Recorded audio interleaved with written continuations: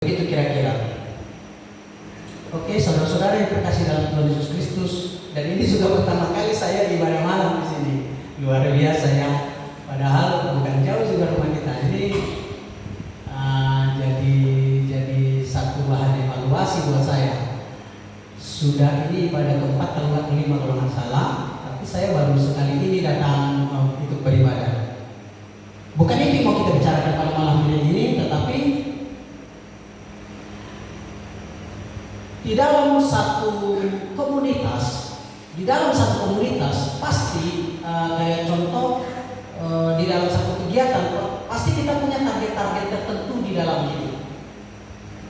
Seperti contoh di dalam pekerjaan, kayak contoh seorang bidan pasti dia punya target ke depannya mau jadi apa setelah jadi bidan. Kalau nanti berlanjut mungkin jadi kepala bidan dan seterusnya. Seperti pegawai negeri, jadi guru, kepala sekolah dan seterusnya. Begitupun kita di dalam mengikut Tuhan. Suka atau tidak suka, ketika kita mengikut Tuhan, kita harus bertumbuh. Kalau kita tidak bertumbuh, itu berbahaya. Kalau kita punya iman, itu di situ-situ saja, apalagi mundur. Waduh. Terus terang saya katakan, kalau punya iman di dalam Kristus, kalau grafiknya mundur, udahlah sekalian aja lah, nggak usah jadi Kristen. Ya, tegas saya katakan, buat apa punya iman tetap atau bahkan menurun? Itu kan luar biasa gitu. Buat apa? Karena kita diharapkan supaya iman kita bertumbuh. Ada grafiknya, naik, naik, naik. Tergantung daripada kemampuan kita. Jadi pada malam hari ini saya dapat tema tadi pagi dapatnya. Saya coba cari dari kemarin tadi pagi dapatnya itu hidup yang bertumbuh. Kira-kira kan saya kebetulan ini kebetulan sih sebenarnya Tuhan sudah tempatkan saya di situ. Saya sedang bercocok tanam. Ya kan saya menanam walaupun punya orang. Saya menanam, saya suruh pupuk, saya suruh rawat. Jadi dari proses itu setelah ditanam, dipupuk supaya dia bertumbuh. Kalau kira-kira dia tidak bertumbuh, umpama setahun segini, 2 tahun segini, 3 tahun segini, yang ada saya potong, saya tumbang, supaya saya ganti yang baru. Kira-kira seperti itu. Karena memang setiap orang yang bercocok tanam itu mau hasilnya bertambah dan terus hingga waktunya nanti mendapatkan hasil.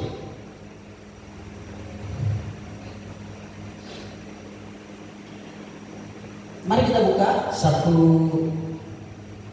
dalam Alkitab kita di dalam kitab Petrus. Agak sulit saya kalau begini. Maunya tuh pakai di sini itu kan. Oh, tangannya gini-gini keren kayak di TV-TV itu kan. Kalau yang di TV-TV itu kalau dia punya mic-nya itu di sini, dia bisa bilang saudara, tangannya bisa begini-begini. Ini kita buka kitab aja susah betul. Nanti lain kali kalau saya sudah menjadi pembicara yang besar. Sekarang pun sudah besar sebenarnya, cuma di perut. Mari kita buka di dalam 2 Petrus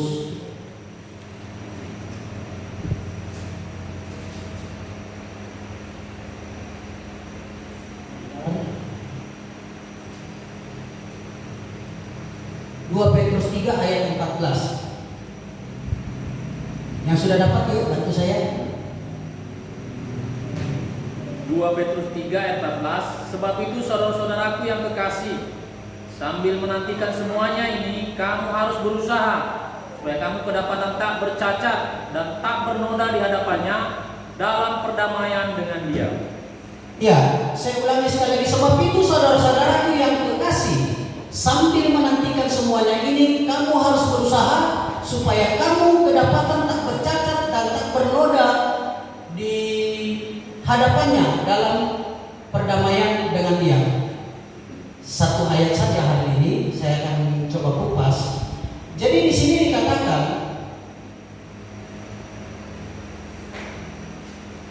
di dalam yang saya bilang tadi, ketika saya menanam pohon itu, supaya saya mendapatkan hasil yang maksimal, maka saya akan rajin kasih dia pupuk. Terus, jadi ada ininya, ada dosis pupuknya ada. Terus setiap berapa bulan, kalau di Adindo itu setiap 3 bulan, 6 bulan itu disemprot secara konsisten. Sebab kalau dia tidak disemprot, maka dia nanti akan semak mempengaruhi tanaman asli. Tanaman asli dipanjatin apa, bahkan sampai bisa dibunuh. Mungkin nggak percaya kali ya, kalau dia sampai melilit akar itu, ditarik dia mati pohon itu. Jadi harus konsisten dibersihkan. Begitu benar mengiring Tuhan, kita harus konsisten. Jangan hari ini main musik di sini, besok nggak ada. Iya. Jangan hari ini jadi WL di sini, besok nggak ada. Itu nggak konsisten namanya. Iya, karena yang seperti ini tidak akan berkenan di hadapan Tuhan. Yang berkenan itu yang konsisten. Kalau nggak konsisten, itu hasilnya nanti malah ujung-ujungnya mati. Apa yang diperjuangkan mati, nggak ada hasil. Jadi itu berbicara tentang pertumbuhan. Berbicara tentang pertumbuhan, saya akan melenceng sedikit. Waktu saya masih pemuda begitu, waktu masih gagah-gagahnya, waktu masih banyak datang sama saya, ya itu fakta. Coba lihat, anak saya juga gagah-gagah betul, ya kan?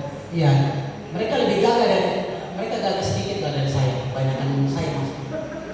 Iya, jadi dari situ saya selalu ngajar ke mereka, muda-mudi di daerah saya bilang pergaulan yang buruk itu merusakkan yang baik.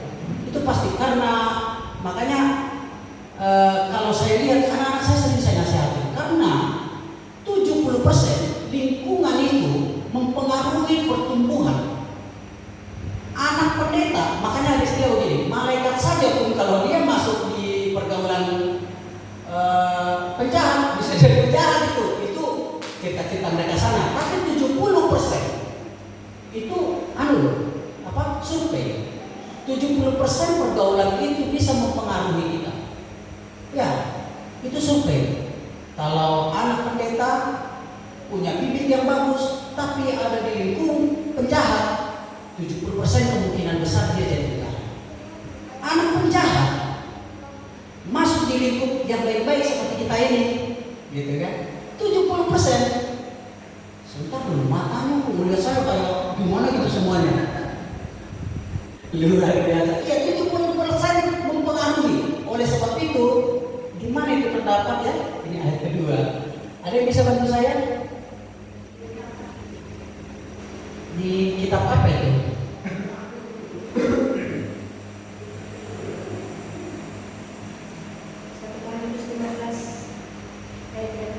Oke, saya bacakan 1 Korintus 15 ayat 33. Jangan kamu sesat. Pergaulan yang buruk merusakkan kebiasaan yang baik. Coba bahasa Inggrisnya rimang-rimangi dalam hati. Betulkah apa yang saya katakan itu? Itu bahasa Inggrisnya bilang rimang-rimangi. Ngerti nggak? Artinya coba dipikir-pikir gitu. Betul nggak apa yang saya katakan? Bahwa kalau kita bergaul, contoh ini, saya bergaul di lingkup kedokteran, kemungkinan besar saya akan kerja di lingkup itu, baik jadi bidan, perawat dan sebagainya, karena ya pergaulannya di situ. Kalau saya bergaul sama kontraktor, maka kemungkinan besar saya akan jadi kontraktor. Itu kemungkinan besar 70%. Oleh sebab itu, untuk memelihara iman kita ke arah pertumbuhan, pilihlah pergaulan yang baik menurut Alkitab, bukan menurut kita. Karena kalau menurut kita belum tentu baik menurut Alkitab. Tapi Alkitab bilang baik, maka baiklah itu. Dan baik ini buat pergaulan saya nih. Saya bisa naik ke sana naik motor rame-rame sama temannya kan ke sana Medang katanya gitu. Apa? Lalu lalang. Baik memang menurut kita, tapi tidak baik menurut Tuhan itu kalau tidak ada tujuan. Kalau tujuannya lalu lalang pergi ke satu rumah yang lain percaya Yesus, ke rumah satu lagi percaya Yesus, ke rumah yang satu lagi percaya Yesus, nah itu boleh. Gitu. Tapi harus pakai hikmat. Jangan nanti ke rumah tetangga sebelah percaya Yesus, apa kau bilang katanya bisa dihantam kita. Kira-kira seperti itu. Jadi ingat-ingat, pergaulan itu bisa merusakkan kebiasaan buruk. Tadi pergaulan yang buruk merusakkan kebiasaan yang baik. Sebab itu untuk memelihara supaya kita bertumbuh dengan baik, kita harus mengikuti apa yang menjadi pedoman dalam hidup kita. Saya nggak tahu pedoman saudara-saudara apa. Kalau pedoman hidup kita sudah Alkitab, saya jamin di depan walaupun tidak kaya masuk surga. Tapi kalau pedoman hidup kita itu cerita-cerita yang lain, pedoman hidup saya apa? Komunitas saya, pedoman hidup saya apa? Teman-teman saya, pedoman hidup saya apa? Lain dan lain. Jauh itu. Ini pedoman hidup. Saya ada tulis-tulis di sini. Jadi apa topik-topiknya? Jadi cukup membantu saya. Kita coba pelajari satu persatu tentang teks yang ada di sini tadi di dalam apa ini saya baca ya.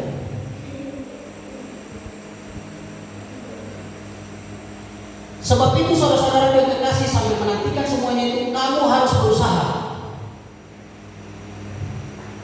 Di dalam menuju pertumbuhan itu tadi kita bukan tinggal diam. Saya mau bertumbuh, diam. Saya mau bertumbuh. Saya mau bertumbuh. Awas ke sana, di belakang. Di depanmu. Saya mau bertumbuh katanya, tapi dia duduk. Saya mau bertumbuh, tapi dia tidur. Tidak. Di sini dengan jelas dikatakan, sebab itu saudara-saudara yang kekasih sambil menantikan semuanya itu kamu harus berusaha. Berusaha yang mana? Apa target kita dalam hidup ini? Saya punya target ada di hidup saya, tapi sudah gagal. Kemarin saya bilang tahun 2021 mau beli mobil. Ternyata dapat. Buat si JJ pakai udah rusak mobilan.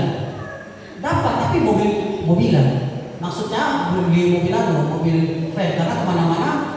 Itu saya bersaksi loh di gereja ini. Kayak di sini kan dulu apa di sana? Saya lupa. Kayaknya masih sana. Ada yang bilang katanya Om Yo bilang bukan gak bisa beli, belum ada aja kepikir ke situ. Om ini tahu memang gak ada, kalau ada kita beli. Jadi ada target dalam hidup. Kita harus berusaha seperti tanaman yang tadi saya bilang. Kalau kita tidak berusaha merawat itu dengan baik, itu tidak akan bertumbuh. Saya jamin. Bertumbuh ya, mati pun ya. Saya sudah lihat kok. Saya sudah lihat bukan katanya. Kalaupun yang ada ini, yang di pohon-pohon liar ini, bertumbuh dia bukan. Itu yang kita harapkan. Kita tidak bertumbuh secara alami yang gak jelas nanti ujungnya. Kita itu bertumbuh sesuai dengan target, sesuai dengan firman Tuhan. Itu target pertumbuhan kita. Begitu. Jadi kita harus berusaha supaya kita memperoleh hasil yang baik sesuai dengan firman Tuhan. Sampai sini paham nggak? Paham aja lah. Mulai malam. Harus berusaha supaya kamu kedapatan tidak bercacat celah. Kadang-kadang pun kita berusaha masih ada cacatnya loh. Saya berusaha jalan sini pelan-pelan, masih ada kena apa? Senggol sedikit, ada goresan. Saya diciptakan sempurna. Ya, saya diciptakan sempurna, gagah. Ya, jangan dipikir itu. Karena kalau ada yang bilang saya cantik, saya jijik dia. Karena saya diciptakan sempurna. Tapi tetap aja ada catatnya. Contoh, kegores ke sini, kegores ke situ. Makanya itu salah satu perumpamannya. Kamu harus berusaha supaya kamu kedapatan tidak bercacat. Tidak bercacat kita masuk kepada penghakiman. Kemarin topik kami itu tentang kaum pria itu seru. Saya nggak tahu lah kaum wanita bagaimana, tapi kaum pria kemarin seru, luar biasa. Itu nanti boleh inilah sambil bertukar gitu. Jadi kami membahas tentang itu tadi, tentang surga gitu kira-kira. Jadi bukan itu yang saya mau ceritakan, yang mau saya sampaikan. Jadi supaya kita tidak bercacat celah untuk nanti kita masuk ke dalam kerajaan Allah, itu dengan cara seperti itu tadi. Supaya pohon ini nanti dipanen, dia harus terus dirawat, dijaga, supaya pada waktu panen nanti, kalaupun bercacat, ya nggak usah banyak lah, kira-kira begitu. Jadi masih untung.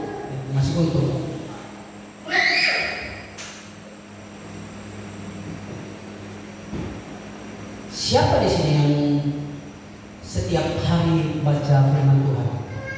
Setiap hari, boleh katakan coba? Yang setiap hari baca firman Tuhan ya? Oh, yang setiap hari baca firman Tuhan, 2 ya. Saya malu tadi mengatakan, karena saya memang tidak melakukan itu. Jadi itu salah satu kuncinya. Itu salah satu kuncinya bahwa untuk menjaga pertumbuhan iman kita harus membaca firman Tuhan tiap hari. Alkitab, firman Tuhan ini seperti memang nafas hidup orang Kristen kok. Lantang betul saya ngomongnya, padahal saya tidak melaksanakan ini loh. Mohon maaf. Mulai malam ini live ya? Aduh. Luar biasa. Ya, jadi mulai malam ini kita harus merubah paradigma kita supaya kita mulai dari malam ini membaca firman itu satu ayat boleh. Tapi kalau kira-kira ayat itu menggantung, kan ada satu ayat tapi menggantung, itu boleh dilanjutkan. Karena itu adalah nafas hidup orang Kristen. Berhenti baca Alkitab berarti nafasmu putus. Kalau putus nafasnya berarti mati. Siap-siap mati tanam katanya kan. Siap-siap dikubur. Iya. Jadi supaya kita bertumbuh harus terus membaca Alkitab.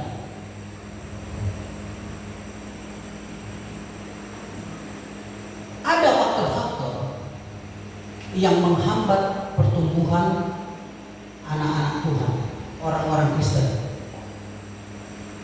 Tidak mau membayar harga, jadi sudah merasa nyaman dia di dalam hidupnya. Saya sudah nyaman di sini, setiap hari saya dapat penghasilan segini, terus sebulan kali 30 hari hasilnya segini, nyaman sudah hidup saya, pergi ke gereja, nyaman dalam hidupnya.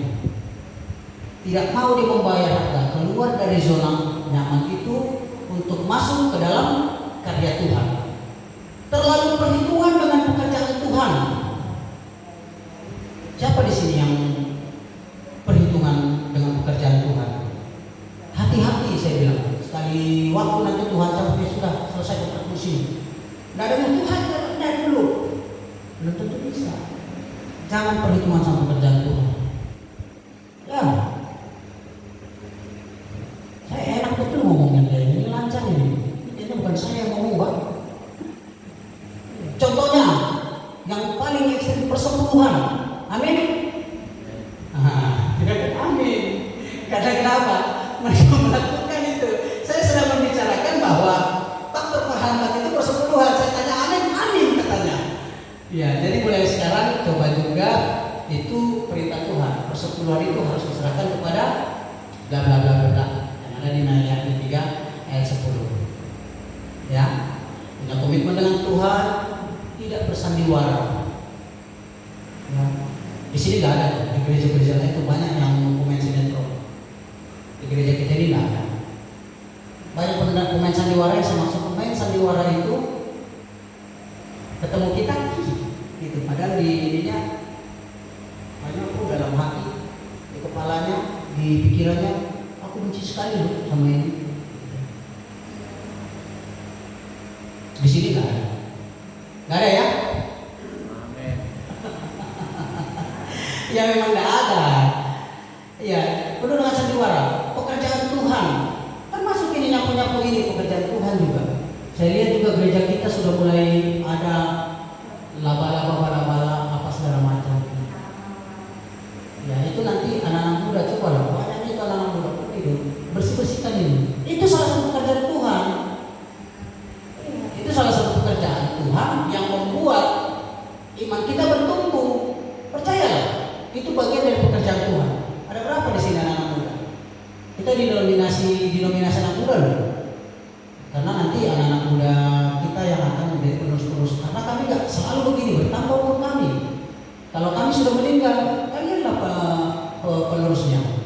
Kalau kalian anak-anak muda itu begitu-begitu aja, entah gimana masih berdiri kah kita nanti di sini? Atau nanti kalaupun ditempatkan di satu tempat kita sudah punya bekal, umpama si Epit dewasa dia dikirimlah contoh ke Papua. Di Papua dia sudah bisa melayani orang, jeger. Saya bercerita sedikit tentang hidup saya. Hidup saya tidak bagus-bagus amat sebenarnya. Pengalaman saya sudah pernah juga, maaf ya, bukannya masalah mengalami yang namanya tidur di penjara 10 bulan sedang. Jadi saya ada berdiri di sini, bisa punya istri dan punya anak-anak, terus punya penghasilan cukup, itu karena kasih karunia Tuhan. Tahun 97 saya ditangkap Tuhan. Ditangkap, bukannya saya datang ke gereja, ditangkap pada waktu KKR. Yang saya datang itu cuma karena diajak datang KKR yang khotbah di Saoda. Khotbahnya sih saya nggak terlalu benar, tapi atmosfernya, suasananya itu membuat saya langsung, sebab Tuhan baik, itu lagunya saya ingat. Tapi sebab Tuhan baik, air mata saya bercucur kayak orang nangis digebukin orang 3 kampung. Iya. Bilang sebab, kalau nyanyi sebab Tuhan baik itu lagunya temponya tempo cepat, iramanya irama cepat, lagu suka girang-girang kan. Tapi saya menangis karena saya merasa memang Tuhan itu baik. Setelah itu diproses sampai saya ada di sini dengan 5 anak. Seperti saya bilang tadi, ganteng-ganteng seperti bapaknya. Nah itulah dia. Terus saya bertumbuh sampai dengan titik tertentu saya berhenti. Jangan ditiru ya. Saya berhenti pada titik tertentu. Saya tidak lagi memupuk, saya tidak lagi semprot tanaman yang tumbuh di hati saya itu, sehingga sampai saat ini saya merasa seperti orang yang hilang arah. Saya bersyukur di sekeliling saya ini ada saudara-saudara saya, adik-adik yang terus mendukung saya dari sisi pelayanan seperti ini. Orang mungkin akan melihat, oh, Turman itu baik-baik saja, ya baik-baik saja secara fisik. Tetapi di dalam hati saya itu sedang mengalami perjuangan. Ya, sedang mengalami perjuangan. Saya berdoa sama Tuhan, munculkan kembali cinta saya kepada Tuhan. Itu yang selalu saya bilang. Saya melayani Tuhan, ya sebatasnya. Melayani Tuhan, saya bersyukur, tetapi tidak seperti dulu. Dulu 1 hari saja rasanya saya tidak di rumah Tuhan. Bayangin loh, 1 hari saya tidak di rumah Tuhan, kayaknya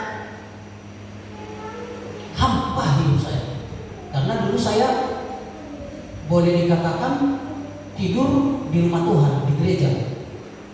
Saya kerja jam habis doa biasanya pagi itu saya agak cepat, doanya paling 1 jam.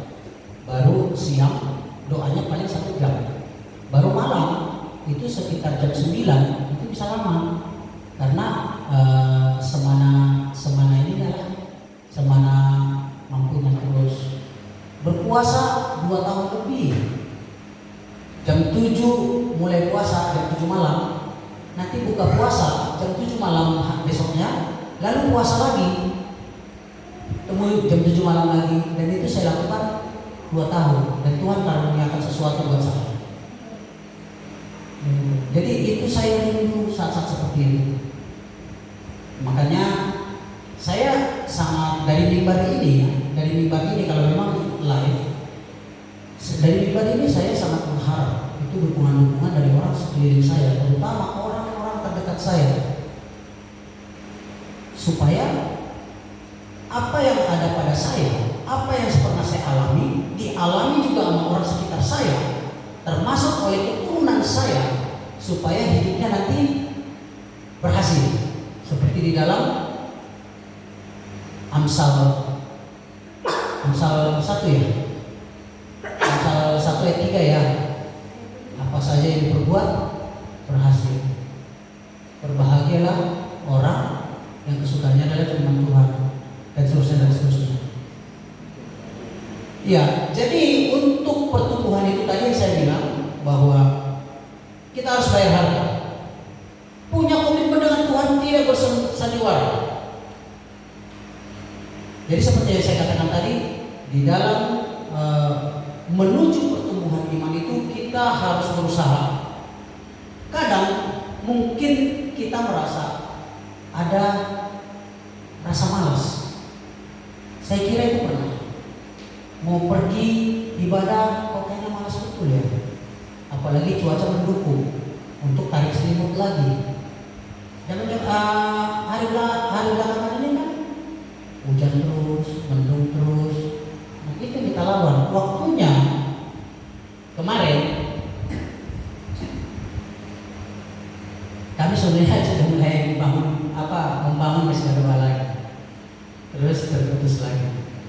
Saya yang terputus, tapi istri saya bilang setiap malam dan setiap pagi dia berdoa luar biasa, berdoa terus. Jadi tempoh hari kami sempat itu ada juga suku video ini, walaupun mereka begini, ayah nggak apa-apa.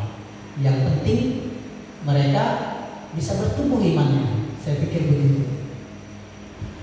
Mereka malas, saya pun ikut malas. Iya, jadi ada kadang-kadang timbul rasa malas. Nah, ini yang perlu kita lawan. Ini yang perlu kita lawan. Jangan pula seperti tadi malas mereka, saya jadi malas. Nah, begitu harusnya. Kita harus saling mendukung satu dengan yang lain. Ketika malas, ayolah jangan malas gitu kan. Atau saya lagi malas, ayo Pak jangan malas katanya. Begitu. Harusnya seperti itu supaya iman kita tetap bertumbuh. Iman kita tetap bertumbuh untuk menghasilkan iman yang murni. Jadi saudara-saudara, kemalasan-kemalasan yang kita alami itu berasal dari si iblis. Fitnah lagi gue katanya. Ya memang iya. Segala sesuatu yang sifatnya bukan dari Tuhan itu pasti dari iblis. Karena hanya 2 aja penguasa di dunia ini. Setuju ya? Hanya 2 penguasa, iblis dan Tuhan. Jadi kalau bukan dari Tuhan, berarti itu dari iblis. Itu pasti. Jadi jangan terlalu sering malas. Kalau ada orang bilang, kalau sekali ada aja, bisa aja malas. Sekali lagi malas saya, sekali. Tapi kalau sekali, tambah sekali, tambah sekali, tambah sekali, itu namanya pemalas.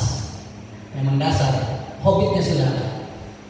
Karena orang pemalas itu, saya yakin orang pemalas itu pasti akan miskin.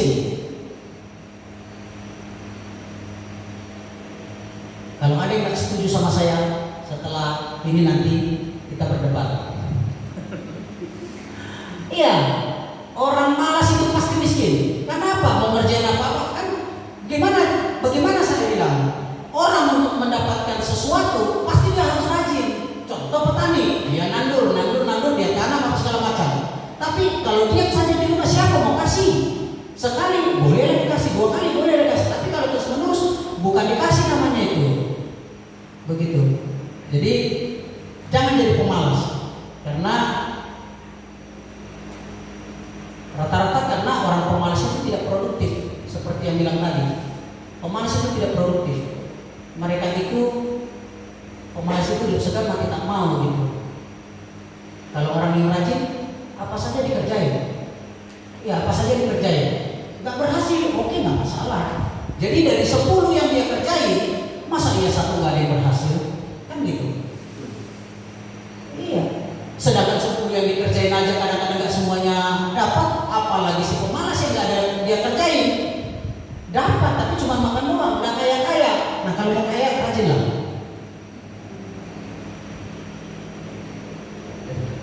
Iya, jadi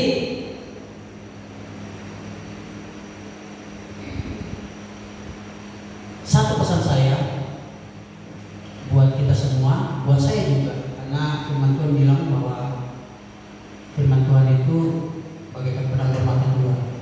Jadi firman ini buat saya juga, untuk menguatkan saya juga, supaya hubungan saya dengan Tuhan tetap terjaga dengan baik, supaya saya bertumbuh di dalam Kristus, jangan bertumbuh di luar Kristus. Jadi menjadi tua itu pasti, ya, menjadi tua itu pasti, menjadi bijak itu pilihan. Ada satu ayat yang kita mau baca sebagai penutup.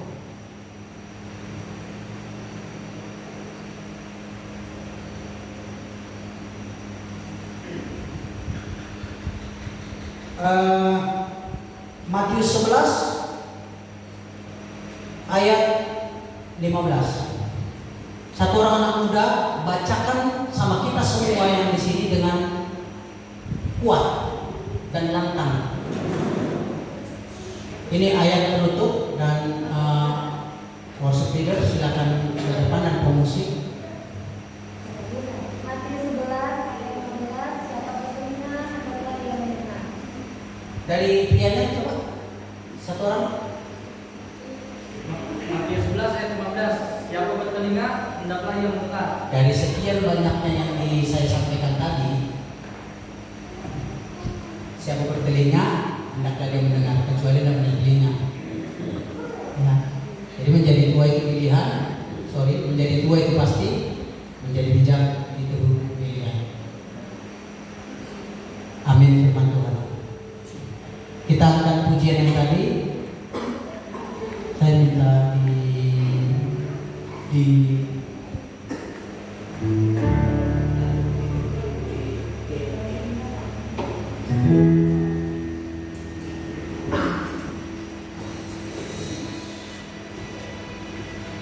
saya undang teman untuk berdiri.